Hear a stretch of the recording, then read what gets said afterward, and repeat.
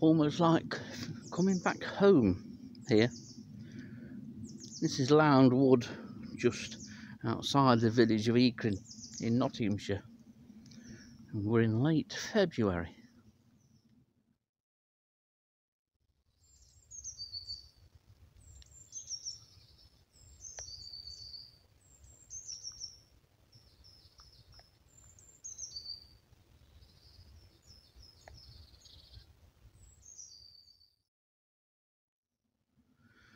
There's plenty of growth appearing now. The bluebells, which will carpet this wood in a few weeks' time, are now 6 or 7 inches above the leaf litter layer. No sign of the flower buds yet, but that won't be too long. I love Lound Wood.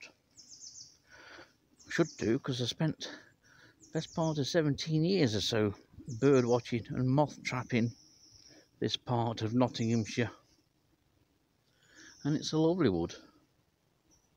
I like it because it's unmanaged, privately owned. It used to be owned by a teacher at one time. Unfortunately he passed away, but I believe it's still in the family. And they would spend weekends here. There used to be a full-size static caravan just to the left of where I'm stood now. And they used to spend the weekends here. And they'd take the odd tree down. Always took them down to about 6 foot from the ground and left the rest. It was sort of haphazard management, if you could really call it management. I don't think you could really, because as I stand here now in the small opening in the middle of Lound Wood, it looks pretty much exactly the same as it did when I first found it back in 1997.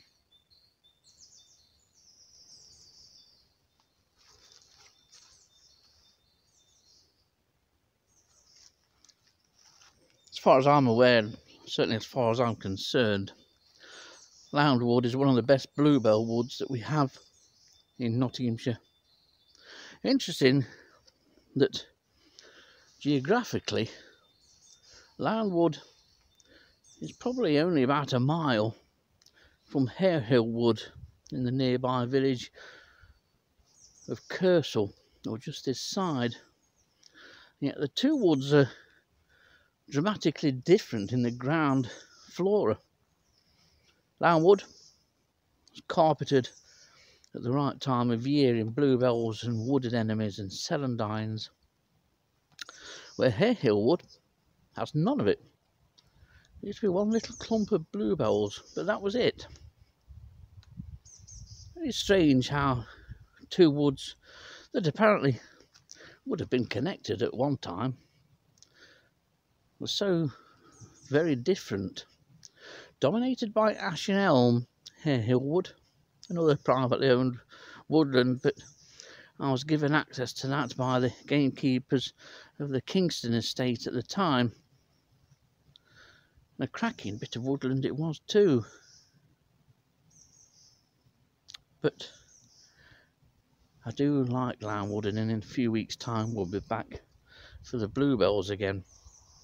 One of the UK's most fantastic wildlife spectacles. We've now got a beautiful blue sky. If you'd have stood here a quarter of an hour, 20 minutes ago, you'd have got wet, as I did, as we had a brief shower, which they weren't forecasting. But there's some cracking examples of hazel here, and they're in full catkin. It's funny because some hazels, or the catkins, are long since gone over now. These are about at the peak, perhaps just going over. This one just right of centre, but you might just be able to make out in the background, just at the back of the pine tree on the left of the screen, there's another one tucked away, a rather spindly one, but that is in full catkin. Very quickly the year's gone on. The snowdrops are probably at the peak now, and a lot of snowdrops have been out for best part of a fortnight or so, and will continue for at least another fortnight. That the crocuses are out as well. The spring is racing, goes by so quickly, and goes by sooner than you think, and before you know it, we're into the long dry grass of summer.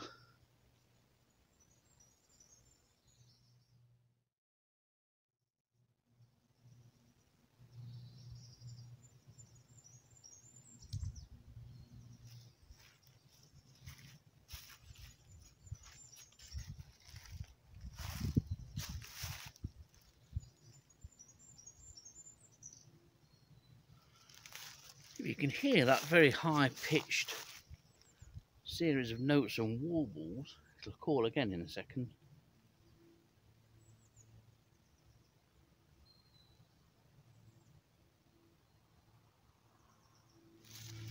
It obviously understands English and has decided not to, but it's goldcrest. Make the flimsy of nests in the most precarious of positions on the end of firs, things like Nordic spruce, things like that. The nest's virtually right at the end. Very hard for predators to get to. Beautiful little bird. There's always one or two pairs nested in here, and it does well for marsh tit, but marsh tit seems to be turning up everywhere I go now, yet it used to be really rare. That's goldcrest.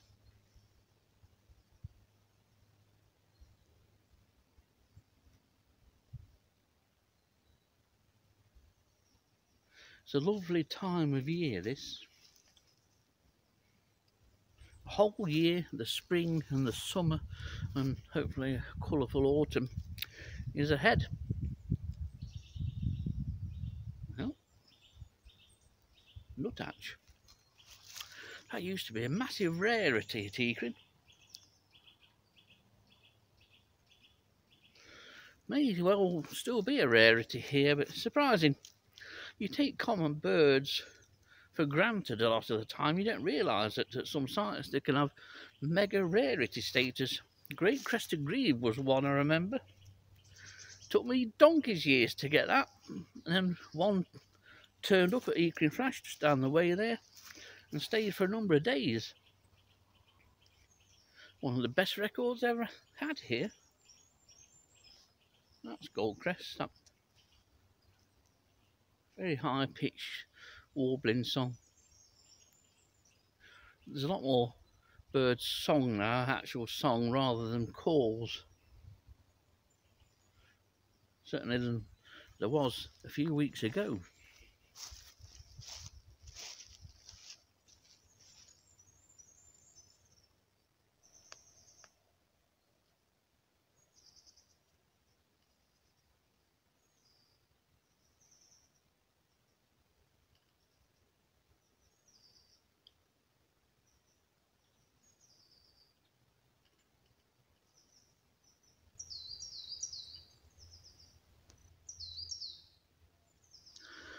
The bird that's calling is a coal tit, one that's calling directly above anyway.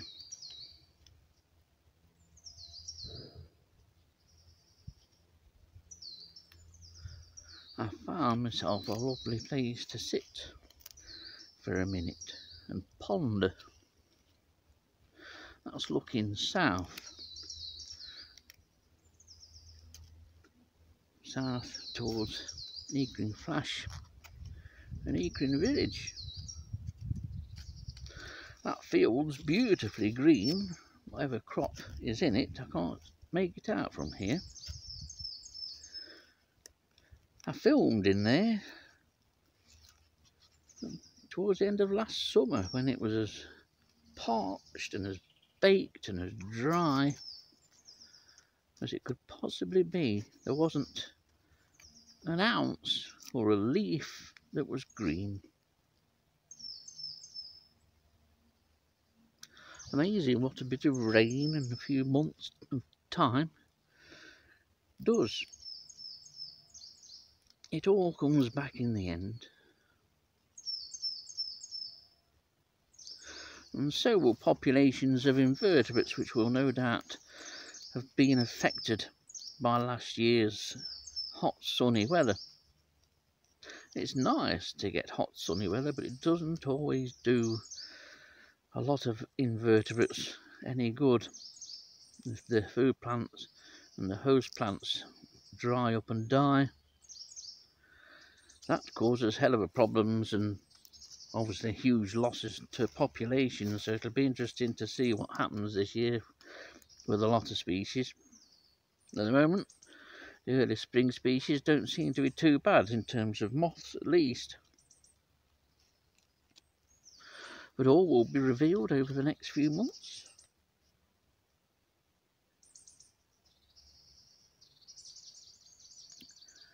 But woodland is the place to come if you want somewhere quiet to sit and ponder life's events.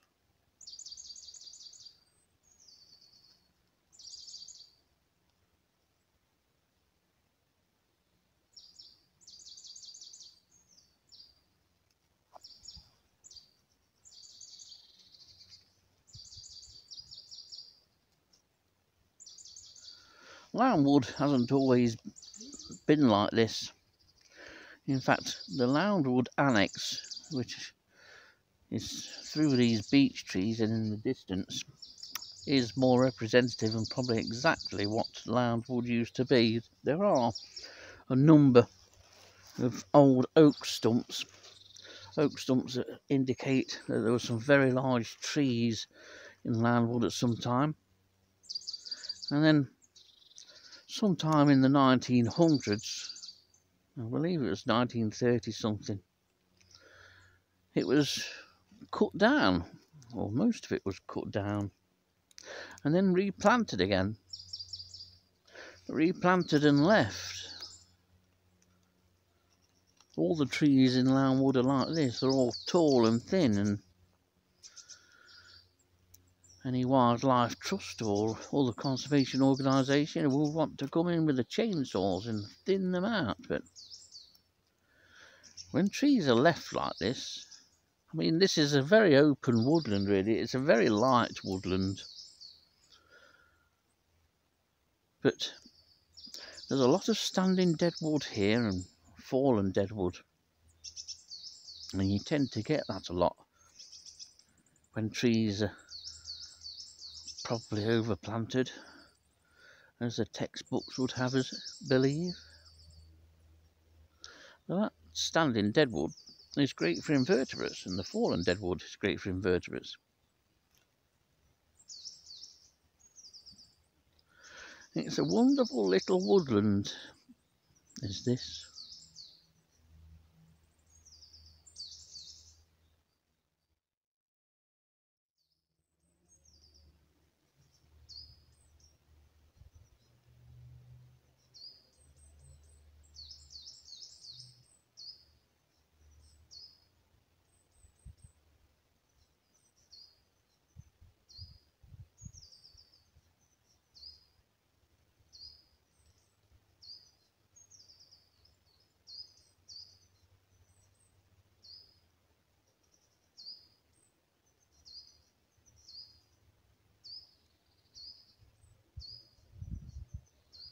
It's going grey, not my head.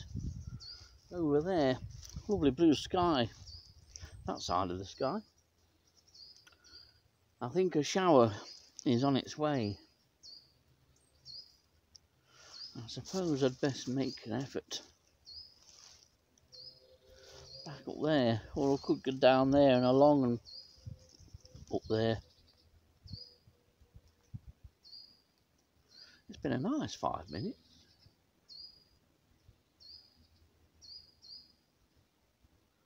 It really sort of recharges your woodland, or going out into the countryside. It always does. I've no desire or interest in having a holiday. The last holiday I had would be 1980. 28ish.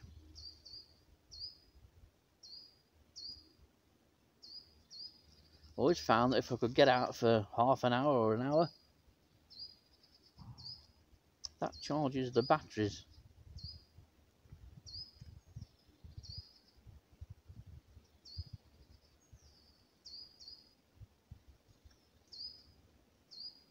And the best place to recharge your batteries is in some British woodland like this.